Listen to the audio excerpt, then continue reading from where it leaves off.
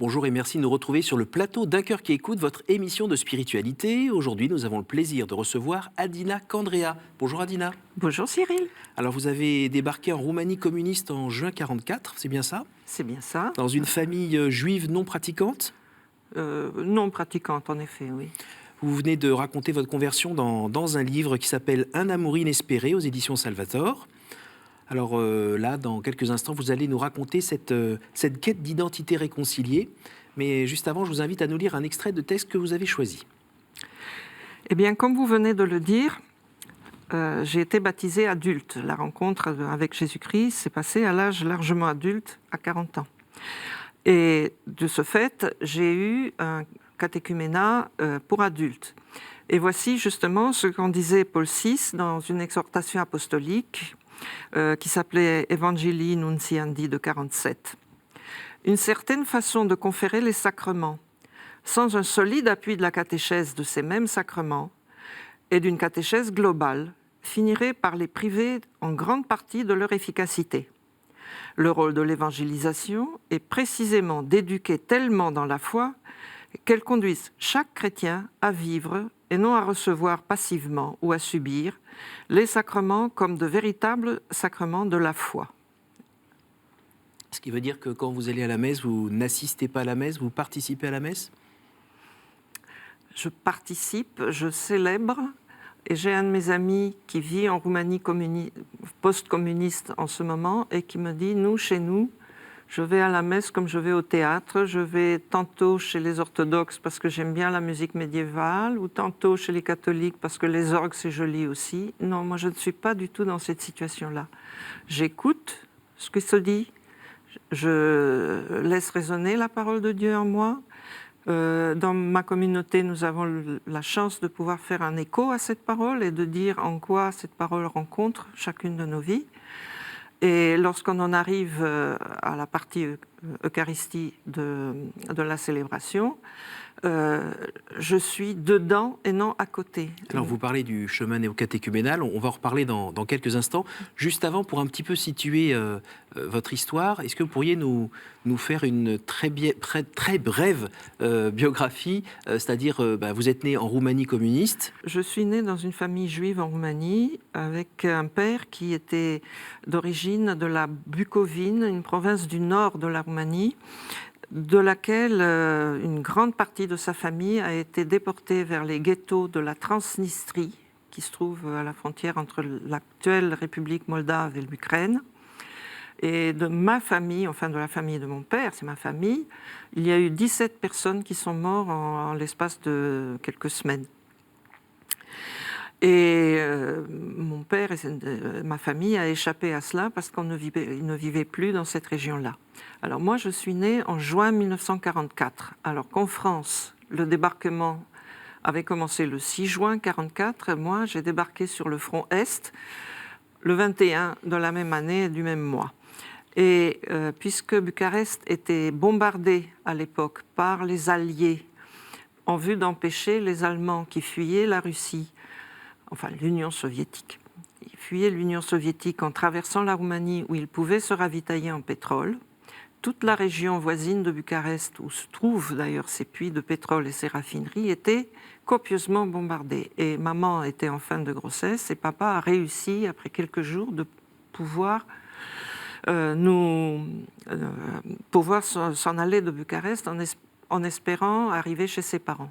Alors, toute cette période-là, vous n'en avez pas énormément de souvenirs. Pas beaucoup. Non. Vous, c'est plutôt la Roumanie soviétique, où on apprend assez rapidement à parler de deux manières. Oui.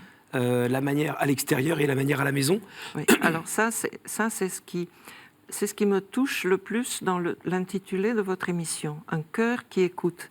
Parce que dans ma vie, l'écoute a été primordiale. Moi, je suis entrée à l'école primaire en 1950. Staline est mort en 1953. Et à partir de mon entrée à l'école et jusqu'au baccalauréat, j'ai eu droit à des séances de lavage de cerveau que vous ne pouvez pas imaginer, qui étaient d'une violence inouïe, nous incitant même à la délation envers nos proches, car ils étaient susceptibles de nuire à la classe ouvrière.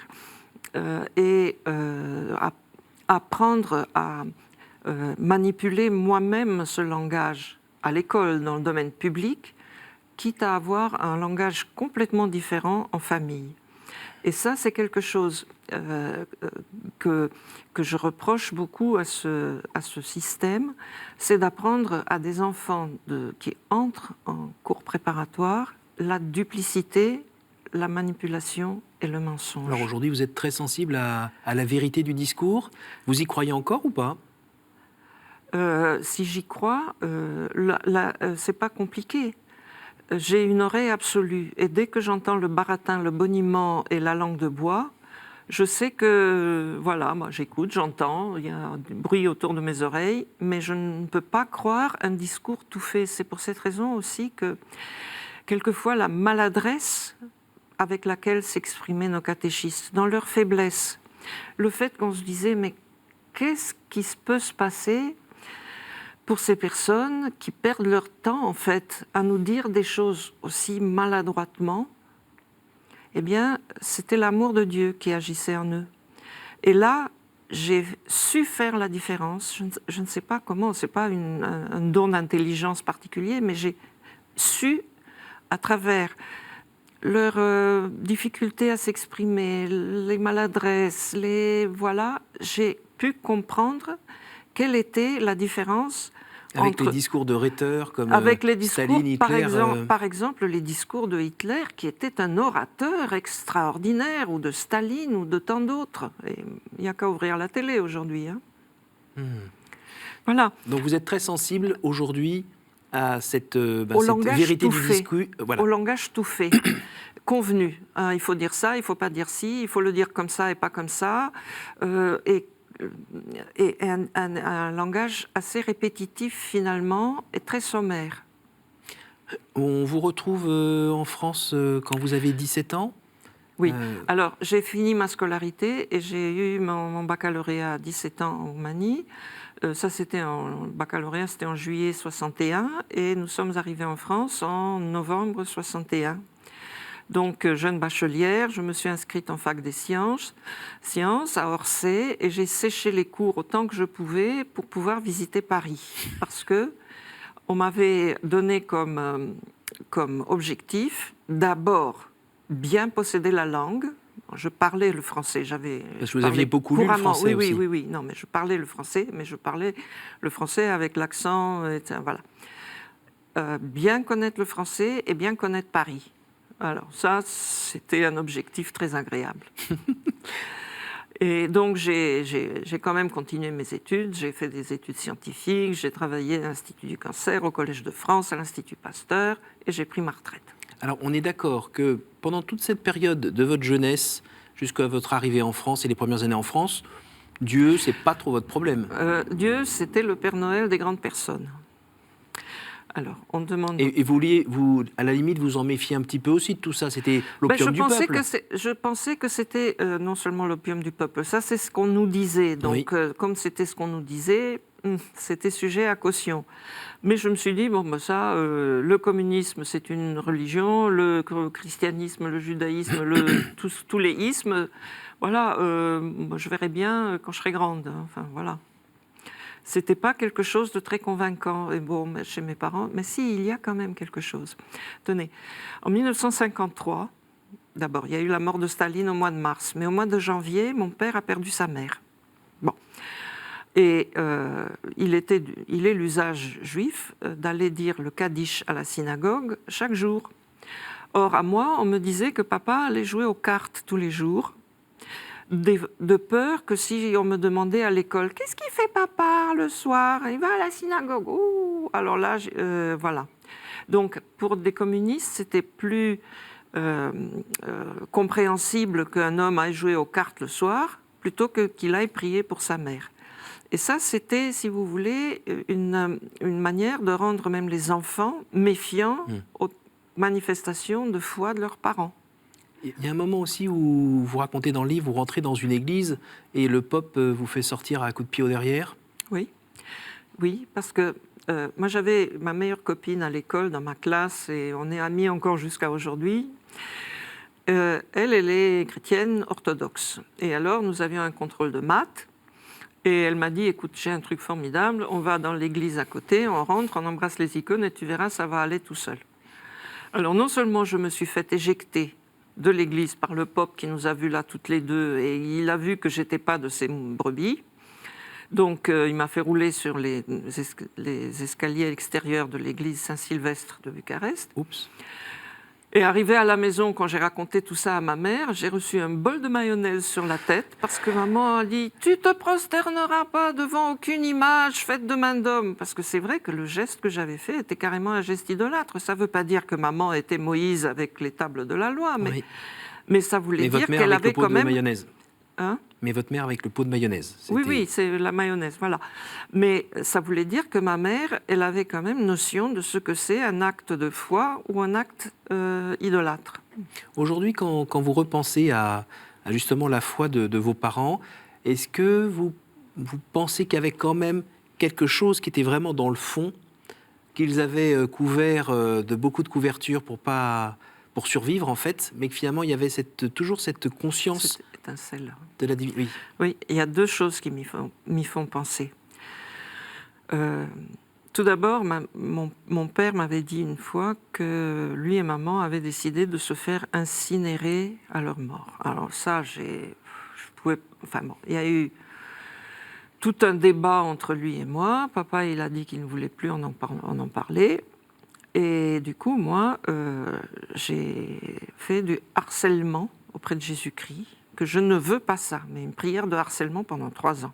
Sachant que vous, ce qui vous choquait, c'était finalement de rendre service limite à Hitler. Hein. Absolument, oui. Donc, au bout de quelque temps, maman était malade, elle est morte, et là, jamais on n'avait pu ouvrir le sujet. Ah, j'étais coincée. Et finalement, les choses se sont déroulées de telle manière qu'on ne savait pas quoi faire de l'urne. J'ai proposé qu'on l'enterre dans la tombe de ma grand-mère, mais on ne trouvait pas la tombe de ma grand-mère. Et finalement, quand on a appris que l'incinération devait avoir lieu 10 jours après la mort de maman, papa s'est levé majestueusement. Il a dit « Un mort, on s'en occupe tout de suite, on fait un enterrement normal ». Et là, j'ai vu que le Seigneur avait voulu tout simplement que j'obéisse pour une fois à maman. Et qu'une fois que j'avais accepté d'obéir, il m'obéirait. La deuxième chose, c'est que mon père, lui, son truc, c'était la bénédiction. Nous sommes de famille Cohen. Et donc, un jour, mon père me dit « Écoute, ça fait des années et des années que je dis par cœur une bénédiction, mais je ne sais pas ce qu'elle veut dire. Est-ce que tu peux me la traduire ?» Alors, il a commencé à la dire en hébreu et je lui traduisais. Et c'est la grande bénédiction sacerdotale qu'on trouve dans le livre des Nombres. Et cette bénédiction, papa, à tout bout de champ, il était content de ce repas, il me donnait une bénédiction. Je devais aller passer chez le dentiste, il me donnait une bénédiction. Et cette bénédiction, moi, je peux vous promettre que ça se réalise. Ça se réalise. C'est pas juste de bonnes paroles. Voilà. Donc, si vous voulez, mes parents étaient obligés une grande partie de leur vie à dissimuler, mais personne ne pouvait savoir qu'est-ce qu'il y avait au-dedans de chacun. Et je pense que l'intention de maman de se faire incinérer était due à une sorte de déception d'avoir tout raté, donc elle ne mériterait pas des funérailles normales et que du fait que voilà. Bon, Alors revenons sur vous. Les années passent, votre couple bat un petit peu de l'aile et vous vous retrouvez à avoir dans votre vie un passage vraiment difficile. Vous êtes maman d'un enfant. La date, elle est celle du 25 janvier 1985. Qu'est-ce qui se passe ce jour-là ? Eh bien, ce jour-là, je suis après à peu près 3 semaines à 4 semaines d'un événement lorsque mon ex-mari m'a téléphoné pour m'informer qu'il était remarié, qu'il voulait prendre l'enfant, les relations qu'il n'avait pas suivies depuis 3 ans. Et cela m'a mise dans une colère, dans un désespoir, dans une... Voilà, oui, une sorte de gros désespoir, déprime et tout ce que vous voulez.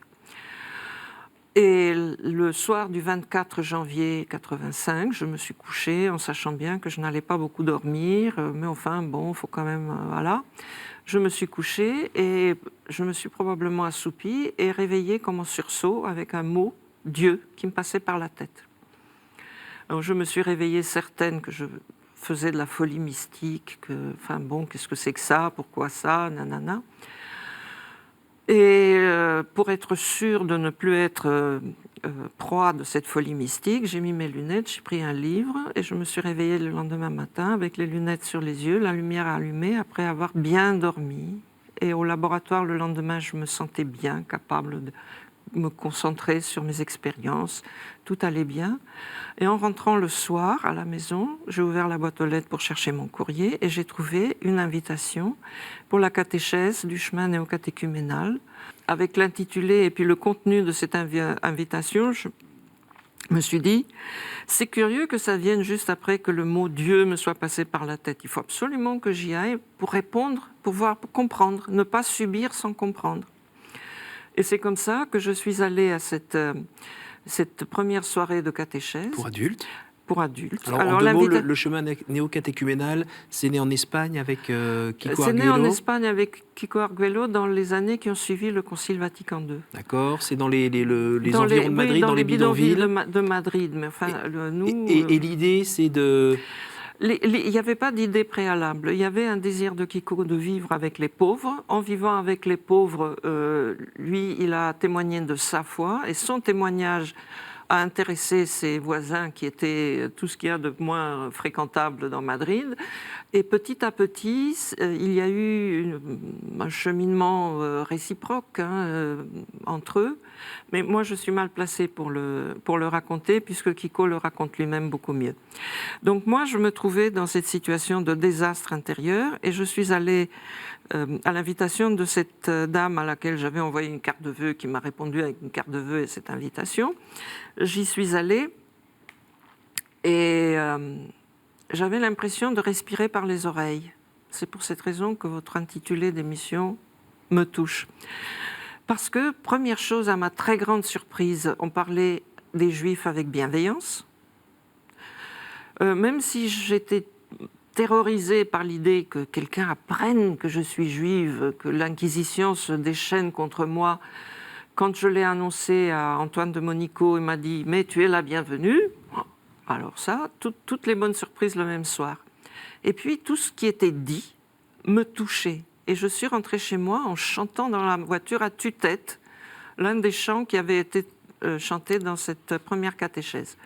Alors, même si j'étais prise dans une espèce de débat intérieur, attends, comment, moi qui suis juive, je vais aller dans un truc de chrétien, mais moi, après tout, ils m'ont bien reçu, mais après tout, mais quand même, mais ceci, mais cela. Finalement, c'était très simple. Comme c'était irrésistible, je me disais comme ça, le vendredi, je me disais, bon, mardi soir, si je suis trop fatiguée, j'y vais pas. Mardi soir, en rentrant chez moi, je me disais, bon, j'y vais, mais si jamais ça a commencé, j'entre pas. Alors, j'étais toujours en très bonne forme le mardi soir, le vendredi soir, et jamais ça a commencé à la même heure, et ça a toujours été, j'ai toujours été à l'heure. Donc finalement, j'ai vu que les choses se goupillaient à mon avantage, mais tout du long. Alors, dites-moi, vous allez être baptisé 2 ans plus tard. Oui, quelques temps plus tard. Dans votre tête, comment vivre toutes ces contradictions ? Vous êtes juive, vous savez qu'il y a des gens qui sont morts pour leur foi, des gens de votre famille, et vous allez les quitter finalement et aller du côté des chrétiens. Oui, c'est une rupture ou c'est une réalisation ? Comment vous vivez cette jonction entre les deux ? J'ai vécu cette jonction de la manière suivante. Tout d'abord, je me suis dit que très certainement, autant de la part des chrétiens qui ignoraient ignoraient énormément de la foi juive, de qu'est-ce que c'est les 613 commandements. Chacun était content de ne pas avoir à les respecter, mais finalement, des chrétiens, c'est encore pire. Voilà. il y a une ignorance réciproque, les juifs vis-à-vis des chrétiens et des chrétiens vis-à-vis des juifs. Pour les juifs, les chrétiens, on ne sait pas ce que c'est trop chrétien, mais enfin les baptisés, donc ils sont chrétiens, ils nous ont persécutés, on ne veut plus rien savoir. Les chrétiens, oui, les juifs ont tué Jésus-Christ, il faut les persécuter, on a fait ça, les croisades, les machins. Et moi j'étais là entre les deux à me dire, bon, et pour moi, bon, ça, c'est leur avis. Oui. Moi, je vis au XXe siècle, Oui. pas au temps des croisades. Mhm. Et pour moi, il y avait d'un côté des exemples de juifs qui se convertissaient en pleine guerre pour échapper à Oui. tout ça, et ils n'échappaient pas.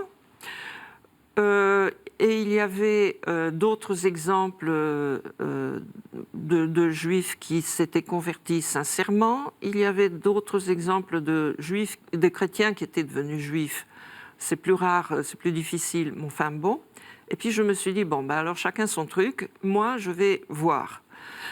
Tout d'abord, je me fixe comme objectif, ne jamais devenir une renégate, ne jamais faire, comme on fait beaucoup de juifs devenus chrétiens, tirer à boulet rouge contre les juifs. Et lorsqu'il y a eu l'appel des catéchumènes à l'église Saint-Eustache, Oui. où tous les catéchumènes ont été appelés au baptême par Monseigneur Lustiger, lorsque je me suis approchée, il s'est penché vers moi et il m'a dit « N'oublie jamais que tu es juive ». Alors ça, j'ai bien compris. Donc, Mais ce qui fait que vous avez pu vivre tout ça, c'est parce que vous avez rencontré quelqu'un. Vous avez j'ai vraiment rencontré le Christ, vous. Moi, j'ai rencontré, quelque part dans le livre, je dis, j'ai rencontré en Jésus-Christ la chair de ma chair et l'os de mes os. C'est-à-dire que j'ai connu quelqu'un qui sait ce que c'est que de subir la persécution, sait ce que c'est que d'être accusé de manière innocente. Moi, je raconte quelque part dans le livre qu'un vendredi saint, en sortant de l'école, une autre amie juive et moi, on a été coincés dans une sorte d'impasse par des garçons de l'école de garçons voisine. Il y avait encore à l'époque école de filles, école de garçons, et qui nous ont lapidés avec des pierres parce que nous, on avait tué Jésus-Christ. Voilà, les expériences, ça, ce sont des contre-témoignages. Et finalement, je me suis appuyée sur les témoignages et non pas les contre-témoignages. Et puis, j'ai essayé de m'appuyer aussi sur l'écriture, parce que la conversion et tout ce que les catéchistes nous disaient ont réveillé un atavisme juif qui est l'écriture. Lire l'écriture, commenter l'écriture, scruter tout ça. Alors justement, là, on arrive à la fin de cette émission, donc j'invite nos téléspectateurs à aller lire ce livre parce qu'il est très bien écrit, et puis on en aura encore plus sur toute cette histoire de Jésus qui est venu dans votre vie et qui a transformé votre vie. Juste avant de terminer cette émission, je vous pose les 3 questions rituelles. Quel conseil donneriez-vous à quelqu'un qui vous dirait « j'ai envie de rencontrer Dieu, par quoi dois-je commencer ?» Par écouter les paroles, par écouter les événements, par écouter ce qu'il lit. Parce que l'écoute n'est pas seulement avec les oreilles, l'écoute, elle se passe à travers les événements que Dieu envoie, les paroles que Dieu envoie, les personnes qu'il nous fait rencontrer. Écoutez. Quel est votre héros, votre saint, la personne que vous trouvez admirable ? La personne que je trouve admirable, Kiko. Au jour du jugement, qu'aimeriez-vous que Dieu vous dise ? Je vais le dire en hébreu. Baruch haba, c'est-à-dire béni soit celui qui vient. Merci beaucoup Adina pour ce témoignage, et puis vous nous donnez vraiment envie d'aller lire la suite dans le livre que vous pouvez retrouver donc aux éditions Salvator. Sinon cette émission, n'hésitez pas à la partager autour de vous grâce à notre site www.ktotv.com. À la semaine prochaine.